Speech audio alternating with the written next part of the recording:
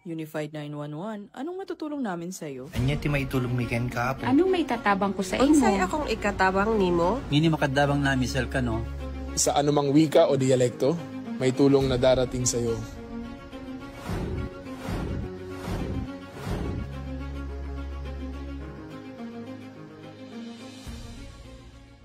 Lilingkod sa bawat Pilipino at magbibigay ng tamang impormasyon para sa tahimik at maayos na Pilipinas. Police News Network, alagad ng batas, tagapagtaguyod ng balitang pulis, sandigan ng mamamayan, patnubay ng katotohanan. La Campo Crame, maghahatid ng pinakahuling kaganapan at nagbabagang balita. Ito ang PNN Police News Network. At ngayon, ang inyong mga tagapagbalita. Magandang araw, bagong Pilipinas. Ako ang inyong alagad ng batas, tagataguyod ng Balitang Pulis. Ako po si Patrolman Jan Flores. At ako naman po si Apprentice Seaman Marvin Rabot, Philippine Navy. Maghahatid sa inyo ng tamang balita, kwento ng pulis at serbisyo para sa mamamayan. Dahil ito ang bagong PNP para sa bagong Pilipinas, serbisyong mabilis, tapat at nararamdaman. At ito ang PNP News Online, ang pangunahing balita ng Police News Network, alagad ng batas, tagataguyod ng Balitang Pulis.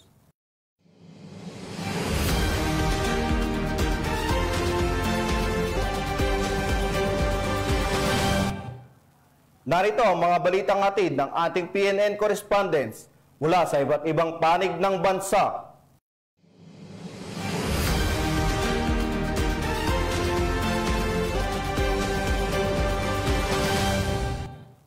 Kinilala ang Pro 1 CDM contingent matapos ang matagumpay nilang deployment sa INC rally.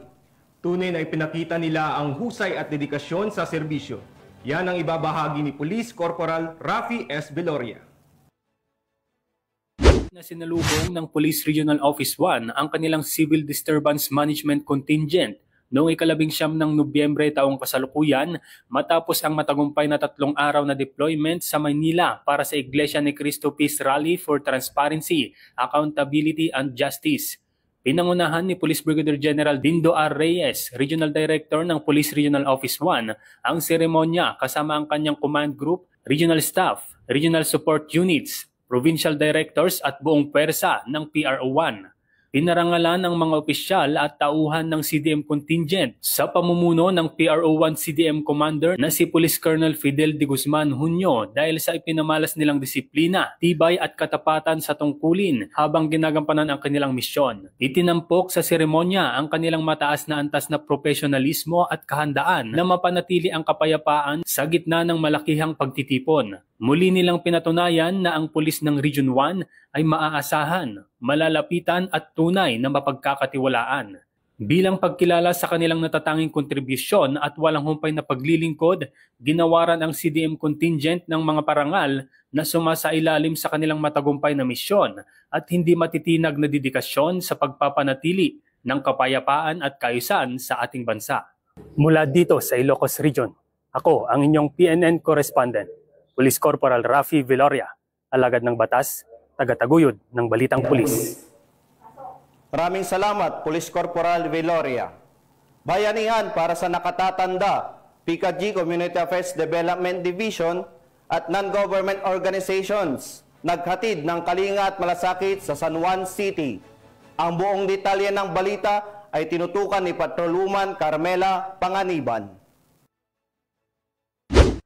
Isang araw ng pag-asa at nag-uumapaw na pagmamahal ang hatid ng PKG-CAD kasama ang mga kaagapay na non-government organizations sa mga nakatatanda ng Little Sisters of the Elderly nitong 19 ng Nobyembre taong kasalukuyan. Sa pangunguna ni Police Colonel Luis E. Gisik, Chief CAD, matagumpay na isinagawa ang isang community outreach program sa 153 F. Blumentritt Street, corner R. Pascual Street, San Juan City. Layunin ng aktibidad na ito na ipadama ang taus-pusong malasakit, kalinga at suporta sa ating mga lola. Tinatayong 80 elders at mga kinatawan mula sa mga partner NGOs na NARYAG at PARSP ang nagkaisa at nakiisa sa makabuluhang programa. Higit pa sa simpleng pagtulong, ang araw na ito ay naging pagkakataon upang ibahagi ang oras, serbisyo at lubos na pagpapahalaga sa ating mga nakatatanda. Nagbigay kulay ang iba't ibang intermission numbers na talagang nagpasaya sa lahat. Kitang-kita ang galak sa mata at ngiti ng mga lola na hindi nagpahulis sa pagsabay at pakikilahok. Nagkaloob din ng PICA-GCAD at mga partner NGOs ng iba't ibang personal necessities at grocery items na malaking tulong sa pang-araw-araw na pangangailangan ng mga elders. I'm very glad to be back to honor our elderlies as a wisdom of token, experience, and triumph. Sa kanyang mensahe, nagpaabot si Police Colonel Gisik ng taus-pusong pasasalamat sa lahat ng katuwang na organisasyon at lahat ng dumalo. Hindi lamang ito simpleng pamimigay ng tulong, kundi isang pagkakataon upang maiparamdam sa ating mga lola na sila ay mahalaga at hindi nakakalimutan.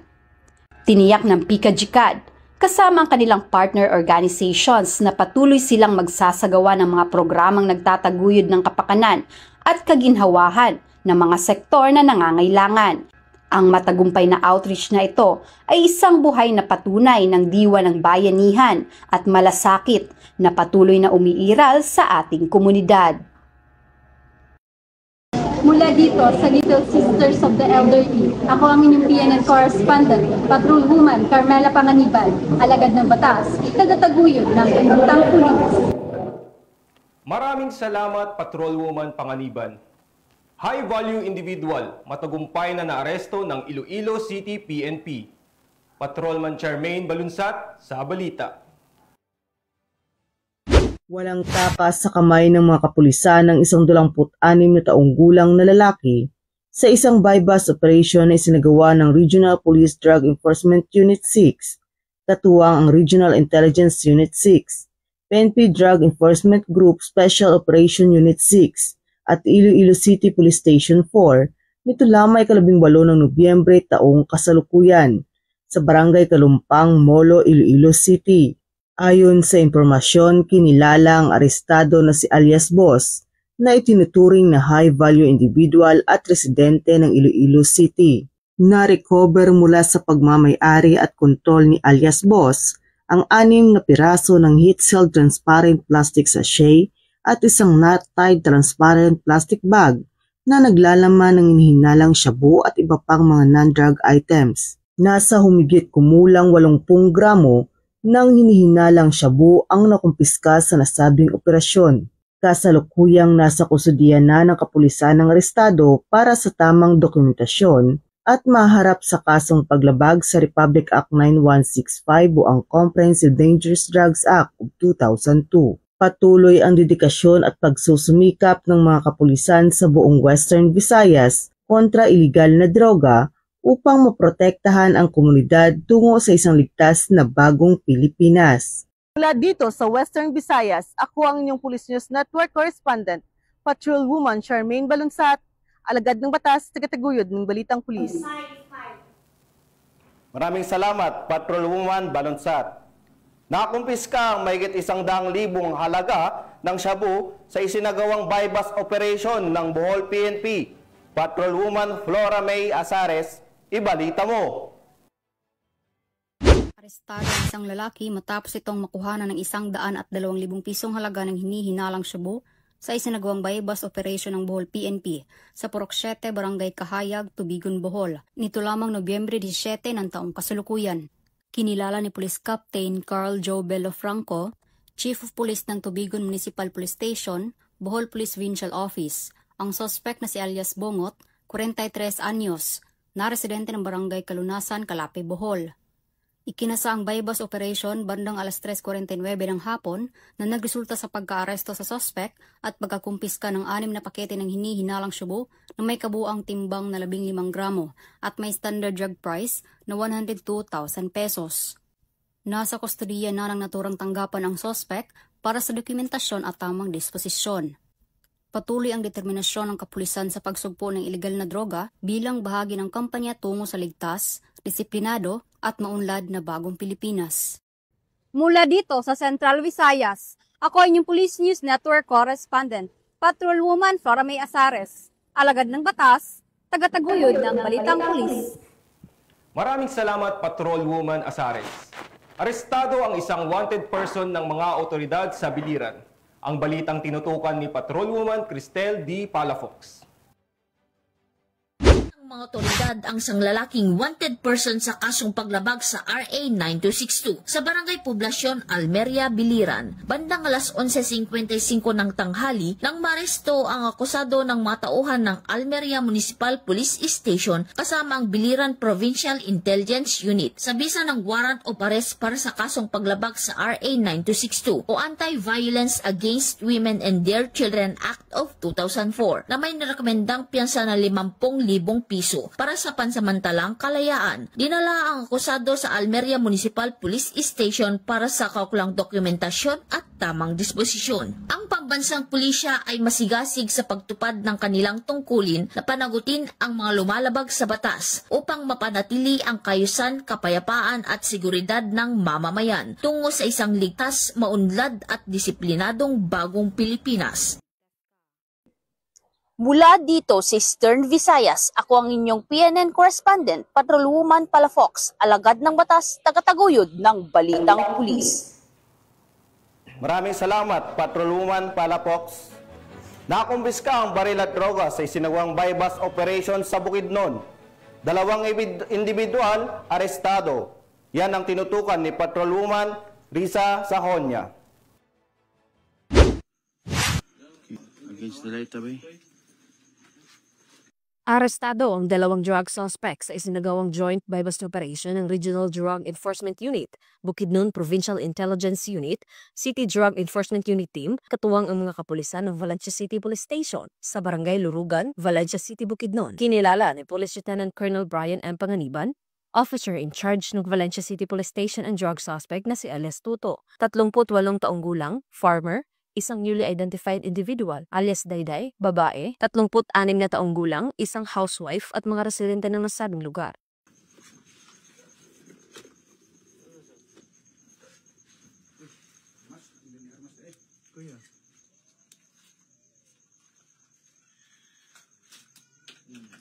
Sa ikinasang joint bypass operation ng mga operatiba ay nagresulta sa pagkakakumpiska ng mga pakete na hinihinalang shabu na may standard drug price na 69,360 pesos, isang cellphone, isang 500 peso bill na ginamit bilang bypass money at isang 45 caliber firearm. Maharap ngayon ang mga suspect sa kasong paglabag sa RA 9165 o Comprehensive Dangerous Drugs Act of 2002 at RA 10591 o Comprehensive Firearms and Ammunition Act.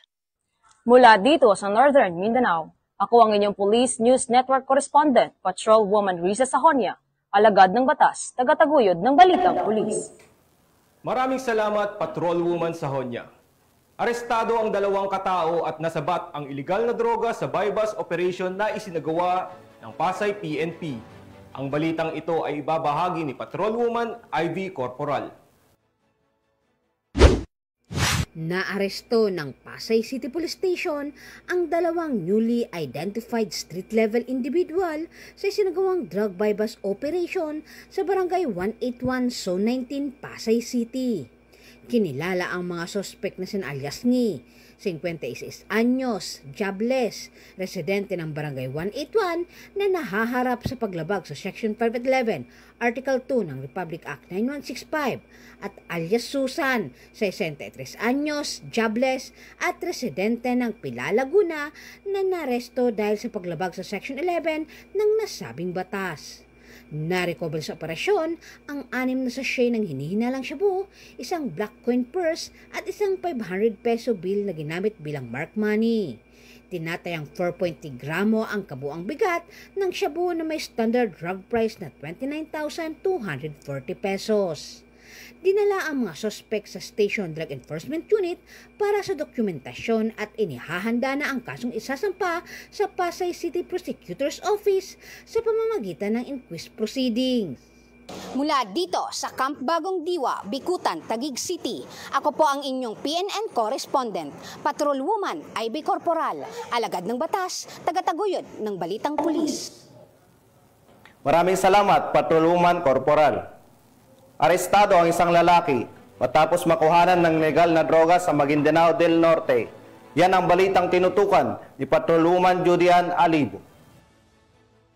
Arestado ang isang lalaki matapos makuhanan ng iligal na droga sa isinagawang operasyon ng Sultan Kudarat MPS sa Sitio Matulino, Barangay Kabuntalan, Sultan Kudarat, Maguindanao del Norte. Nito lamang 19 ng Nobyembre taong kasalukuyan. Kinilala ni Police Lieutenant Colonel Hector E. Tanyo Jr., Acting Chief of Police ng Sultan Kudarat MPS, ang suspect na si alias Musta, 41 anyos, na residente ng Sitio Usman, Barangay Simuay, Sultan Kudarat, Maguindanao del Norte. Matagumpay na naresto ng mga otoridad ang suspect at na-recover mula rito ang isang maliit na pakete ng naglalaman ng hinihinalang shabu na umano'y isinilid sa sling bag. Nasa kustudiya na ng naturang stasyon ang suspect para sa wastong disposisyon at posibleng mahaharap sa kasong RA 9165 o ang Comprehensive Dangerous Drugs Act of 2002. Ang tagumpay ng operasyong ito ay bilang bahagi ng pinaigting na kampanya ng PNP laban sa iligal na droga, partikular sa pagtutok sa mga target na personalidad na sangkot sa mga iligal na aktibidad upang mapanatilang isang ligtas at mapayapang Bangsamoro. Mula rito sa riyon ng Bangsamoro, ako ang inyong PNN correspondent, Patrolwoman Judian Alibo, alagad ng batas, tagataguyod ng balitang pulis. Maraming salamat, Patrolwoman Alibo. Arestado ng Benguet PNP ang number 2 most wanted person provincial level. Ang buong detalye ng balita ay tinutukan ni Police Master Sergeant J. Junicio. Dahil sa masasaginting ng kapulisan ng Cordillera sa kanilang kampanya kontra kriminalidad, arestado ng Benguet PNP ang tinaguri ang number 2 most wanted person provincial level sa isinagawang operasyon sa Toledo City, Cebu nito lamang ika-18 ng Nobyembre taong kasalukuyan. Matagumpay ang operasyon dahil sa pagtutulungan ng mga operatiba sa pangunguna ng Bukod Municipal Police Station, katuwang ang Provincial Intelligence Unit ng Benguet Police Provincial Office, Regional Intelligence Unit 14, Toledo City Police Station at Regional Intelligence Unit 7 ng Police Regional Office 7. Arestado ang akusado sa bisa ng warrant of arrest na inilabas noong ika-7 ng Nobyembre 2025 sa La Trinidad, Benguet ni Judge Glenda Tano Ortiz Soriano ng RTC Branch 9, 1st Judicial Region, La Trinidad, Benguet sa kasong 5 counts qualified rape at attempted qualified rape of a minor. Matapos basahan ng kanyang mga karapatan sa salitang kanyang naiintindihan, dinala ang arestado sa tanggapan ng pulisya para sa tamang dokumentasyon at wastong disposisyon bago ito i-turn over sa kinaukulang hukuman. Ang matagumpay na operasyon ay patunay sa dedikasyon at determinasyon ng Benguet PNP na mahuli at panagutin ang mga may sala sa batas upang mapanatili ang kayusan at kapayapaan ng kanilang kinasasakupang komunidad. Mula dito sa Police Regional Office Cordillera, ako ang inyong PNN correspondent, Police Master Sergeant J. Junicio, alagad ng batas, tagataguyod ng balitang pulis. Maraming salamat, Police Master Sergeant Junicio. At yan ang mga balitang nakalap ng ating PNN correspondents mula sa iba't ibang panig ng bansa. At mga ka-PNN, 36 days na lang, Pasko na!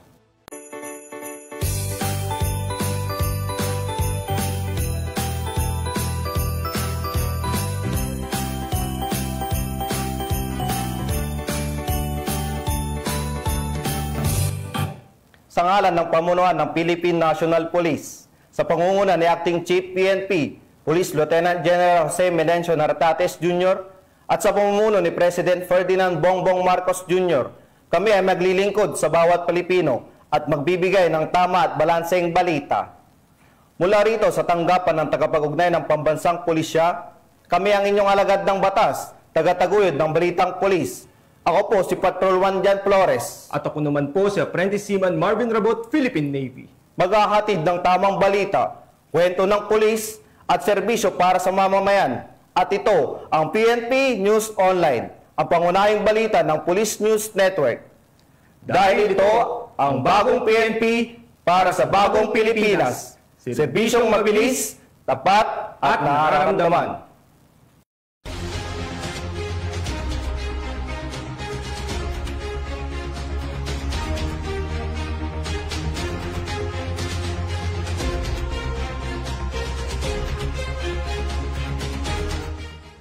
Police News Network, alagad ng batas, tagapagtaguyod ng balitang pulis.